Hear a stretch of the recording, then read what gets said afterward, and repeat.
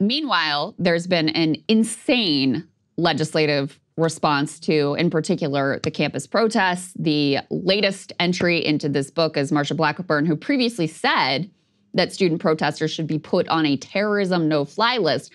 She is now actually working to codify that, drafting legislation along with Senator Roger Marshall that would do exactly that. She talked about her plans on her Instagram. Let's take a listen. Here's what I believe. If they are foreign students and they're here on a visa, we will pull the visa and deport them. They will never come back in this country. If they're American students and they're on student loans that are taxpayer funded, by the way, let's pull those student loans. Anyone who stands and shouts, "I am Hamas," then what they should do is to be placed on the terrorist watch list. If they're going to tell us they are a terrorist, we should believe them. Advocating for the no-fly list there, actually pretty wild. Well, because the thing is that in that video, Krystal, she advocates just for foreign students. But actually, if you take a look at the legislation, we can put this up there on the screen, it would actually designate student protesters as terrorists and add them to the no-fly list. So this actually includes U.S. citizens, a genuine breach, in my opinion, of constitutional rights. Absolutely. Yeah, but unfortunately, during the war on terror, as we all discovered, being on the no-fly list actually doesn't technically violate your constitutional rights, according to the Bush administration, the Department of Justice, and some Supreme Court litigation that unfortunately did not go the way that it should have. So this, again, actually demonstrates the danger of the post-9/11 security state as it is then applied to U.S. citizens, and specifically, actually, in this case, because we are talking about people who are protesting. In that case, I mean, I'm not going to defend the no-fly list of that time, but the justification is that they're actively members of a foreign terrorist organization. Right. In this case, like aiding and abetting the enemy, right? Like genuinely treasonous behavior. Again, it was the way it was applied, ridiculous, and hence I don't support it. In this case, though, we're talking about people who are protesting the actions of a foreign government, then being labeled as terrorists and being included on the no-fly list. Another thing I would point out to many of our right-wing listeners is don't forget how the no-fly list was trotted out after the January 6th prosecutions, and members of the,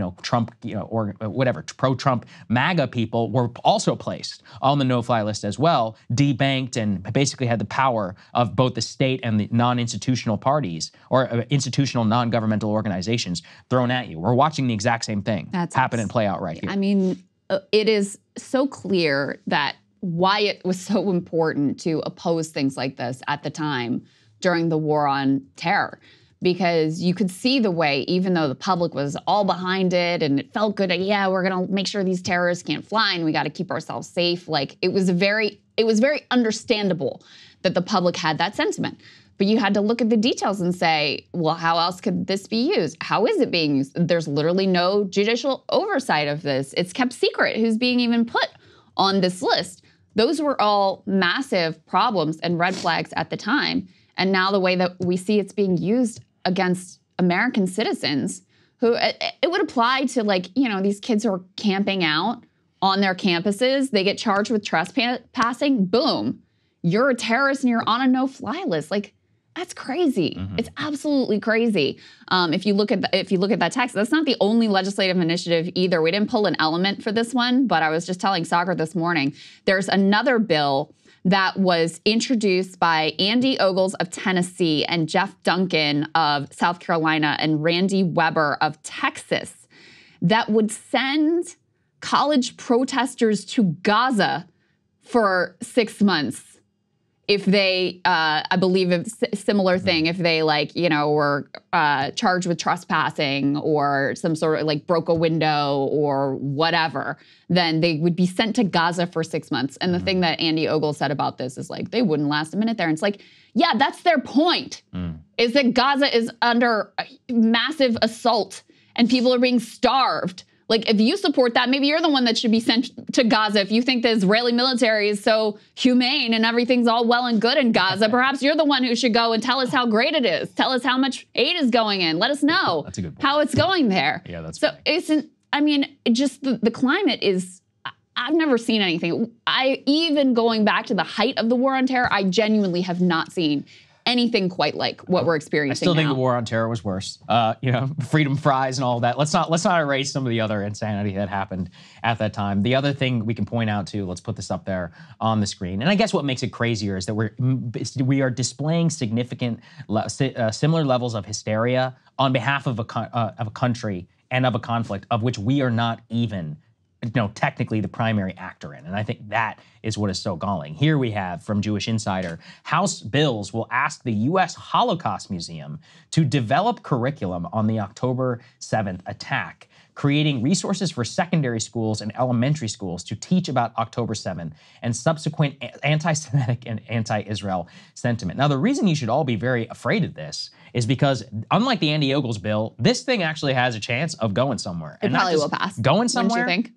Well, don't forget, the It's bipartisan. International Holocaust Remembrance definition of anti-Semitism is the exact definition of anti-Semitism which was then passed through the U.S. Congress. So this demonstrates very clearly that we would be using definitions, outsourcing them to foreign organizations or non-governmental organizations who have a direct interest in protecting the state of Israel and pushing an agenda, and then importing and putting that into U.S. classrooms. Now, if we're talking about science, okay, that's one thing, right? When we're talking about learning about a foreign government, first of all, why should little kids even be learning about October 7th at all? For what purpose? Whenever you're sub 8 years old. To the extent they should learn about October 7th, yeah, I think they should learn about atrocities, I guess, all over the world, and maybe about what happened subsequently and U.S. support and all of that. But we don't even spend enough time on our own history of Vietnam or World War I. I think we can spend a little bit less time on the histories of other places. I mean, listen, you probably hear this and you're like, okay, what's wrong with learning about no, you should have a problem with that. Well, if it was going to be, all right, we're gonna take a look at this conflict. We're going to dig into the origins. We're going to tell you what happened so you can understand why this,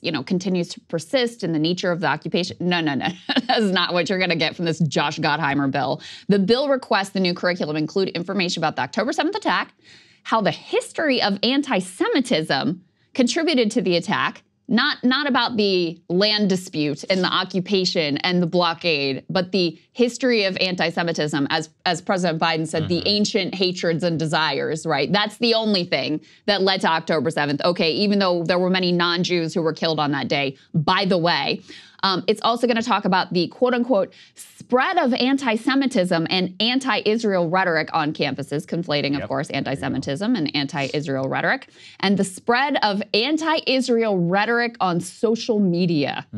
So we've got to also learn how TikTok was, the real villain of October 7th was actually TikTok. So it's not like you're getting an actually factual understanding for our children of what led to October 7th, what happened on October 7th, what happened after October 7th. No, you're getting it's like the Israeli government wrote the propaganda piece for our own kids, which in effect they basically are, because I guarantee if you look at these two individuals who are sponsoring this bill's contribution history, I would bet very strongly that they've received some, I know for a fact Gottheimer has, I don't really know the other dude that much, but that they've received some campaign finance that may have, helped to fortify them in their pro-Israel, no matter what sentiment. Just a guess here. That's right. Hey guys, if you like that video, go to breakingpoints.com, become a premium subscriber, and help us build the best independent media organization on the planet. That's right. We're subscriber funded. We're building something new. We want to replace these failing mainstream media organizations. So again, to subscribe, it's breakingpoints.com.